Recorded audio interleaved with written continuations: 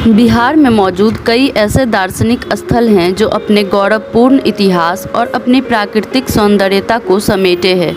परंतु क्या आपको पता है कि बिहार की राजधानी पटना में मौजूद एक कुआं अपने अजीब और भयानक इतिहास की संभावनाओं से जुड़ा हुआ है।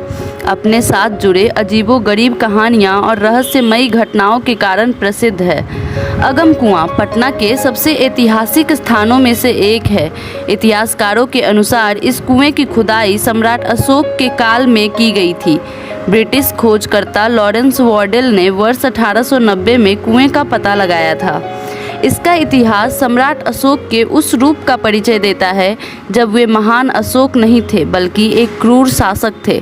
माना जाता है कि राजगद्दी को पाने की चाहत में अशोक ने अपने 99 भाइयों के सिर काटकर इसी कुएं में फेंक दिए थे।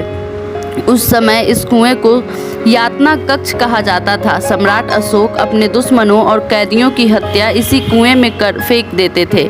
इसके भी कई सबूत इतिहास में मौजूद हैं।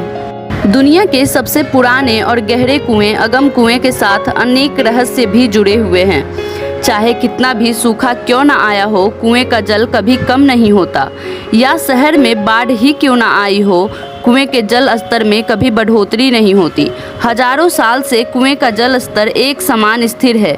लोगों का मानना है कि कुएं का पानी 7 रंगों में बदलता रहता है, जिसके रहस्य से भी कभी पर्दा नहीं उठ सका है। वहीं आज तक सरकारें इसकी गहराई का भी पता लगाने में असफल रही है। माना जाता है कि इसकी गहराई पाताल से जाकर मिलती है। लॉरेंस वॉर्डेल ने बताया था कि ब्रिटिश सरकार ने 1932 में कुएं का रहस्य जानने की कोशिश की थी। उसने इसकी गहराई का पता लगाना चाहा, परंतु वे असफल रहे।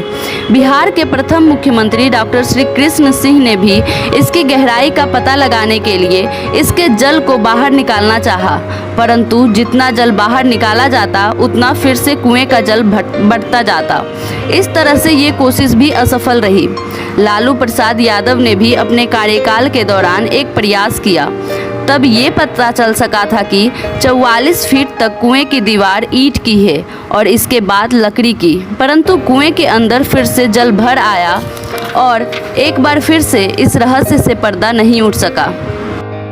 तो क्या अगम कुआं सच में पाताल से जुड़ती है? अगर नहीं तो इसके जल का स्रोत क्या है? कहाँ से आता है इसके अंदर पानी? और क्यों हजारों वर्षों से इसके जल का स्तर एक समान स्थिर है?